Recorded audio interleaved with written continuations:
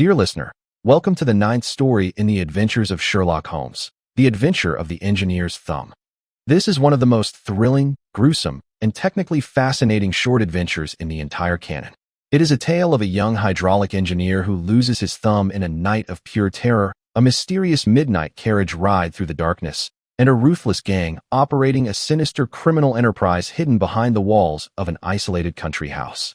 Narrated by Dr. John H. Watson, the story begins with an urgent early morning summons and takes us from the quiet streets of Paddington to a remote house where danger lurks behind every locked door and a massive hydraulic press hides a deadly secret. From the clatter of the midnight train to the horrifying moment when the engineer's thumb is severed by the closing press, every drop of blood, every creak of machinery, every suspicious glance, every faint smell of oil, and every brilliant deduction will unfold here in rich, vivid, and extended detail. Nothing of importance is left untold.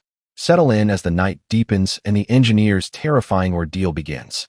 The game is afoot, and this time, it comes with the loss of a thumb and a hydraulic press that conceals a criminal empire. Opening scene. The early morning summons at Watson's home. It was a bitterly cold morning in the summer of 1889. The sky was still dark, and a sharp wind carried the chill of the previous night. I, Dr. John H. Watson, was awakened shortly before 7 o'clock by a loud and persistent knocking at my front door. My wife Mary had already gone downstairs, and the maid informed me that a gentleman was waiting in the consulting room in a state of great agitation and pain. The young man who sat there was tall and thin, with a pale, exhausted face and eyes that spoke of recent terror. His left hand was wrapped in a blood-stained handkerchief, and he was clearly in great pain. He introduced himself as Mr. Victor Hatherley, a hydraulic engineer, age 25. He had come straight from Paddington Station after enduring the most horrifying night of his life. He begged me to dress his wound immediately before he went to consult Sherlock Holmes. I quickly examined the injury. To my shock, the thumb had been completely severed at the joint. The wound was clean and sharp, as though cut by a heavy, powerful instrument. While I cleaned and bandaged it with care, Hatherley told me in a trembling voice that he had lost his thumb in the most extraordinary and terrifying circumstances the previous night. He insisted on telling the full story to both Dr. Watson and Mr. Sherlock Holmes together, as the matter was far too strange for one man alone. I finished dressing the wound as quickly as possible, gave him a sedative to steady his nerves, and took him by cab to Baker Street. Arrival at Baker Street, and Hatherley's terrifying story Sherlock Holmes was already up and dressed when we arrived. He greeted us with keen interest, his sharp eyes immediately noticing the blood-stained bandage. He examined the severed thumb with professional curiosity, turning it gently in his long fingers. "A very clean cut," he murmured, "almost surgical in its precision." He then settled back in his armchair and asked Hatherley to tell his story from the very beginning, without omitting any detail, no matter how small. Victor Hatherley began his extraordinary tale with a voice that still shook with remembered fear. He was a hydraulic engineer who had recently set up his own small practice after working for some years with a well-known firm. The previous evening, around 6 o'clock, a man calling himself Colonel Lysander Stark had visited his office. The colonel was tall and thin, with a sharp, hawk-like face, a strong German accent, and an air of great urgency. He offered Hatherley 50 guineas, a very large sum, to examine and repair a hydraulic press at his house in the country that very night.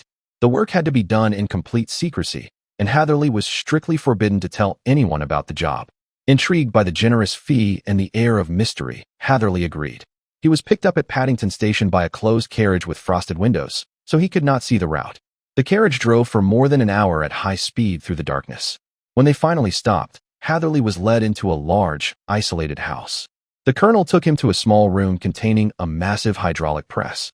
Hatherley quickly realized that the machine was not being used for compressing fuller's earth as claimed, but for some illegal purpose. The pressure and construction suggested it was being used to produce counterfeit coins on a large scale. As he was examining the press, Hatherley suddenly realized he was trapped. The walls were of iron, the only exit was guarded, and the colonel's manner had turned menacing. In panic, Hatherley tried to escape through a small window. Colonel Stark and another man caught him. In the desperate struggle, Stark slammed the heavy press door shut on Hatherley's outstretched hand, severing his thumb completely at the joint. The pain was excruciating. Hatherley managed to wrench his arm free and flee into the night, running blindly across fields and through woods until he reached a railway station and caught the early morning train back to London. He had no clear idea where the house was located, only that it was somewhere in the countryside west of London. Holmes's immediate interest and brilliant deductions. Holmes listened with intense concentration, his eyes half closed. When Hatherley finished, Holmes asked a series of sharp, precise questions about the exact appearance of the house, the sound of the press, the colonel's accent, the length of the carriage journey, and every small detail the engineer could remember. He examined the severed thumb again and noted the clean, powerful cut. "This is a most remarkable case," Holmes declared. The hydraulic press was clearly being used for counterfeiting silver coins on a large scale. The Fuller's Earth story was merely a cover. The house is isolated, the machine is powerful, and the gang is ruthless enough to kill anyone who discovers their secret.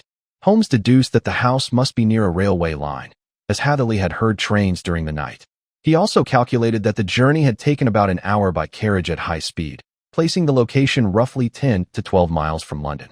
Holmes immediately sent for Inspector Bradstreet of Scotland Yard and prepared to investigate without delay. The investigation and discovery of the house with Inspector Bradstreet and a group of police officers, Holmes, Watson, and the injured Hatherley set out by train and then by carriage to search the area west of London. Holmes's deductions proved remarkably accurate.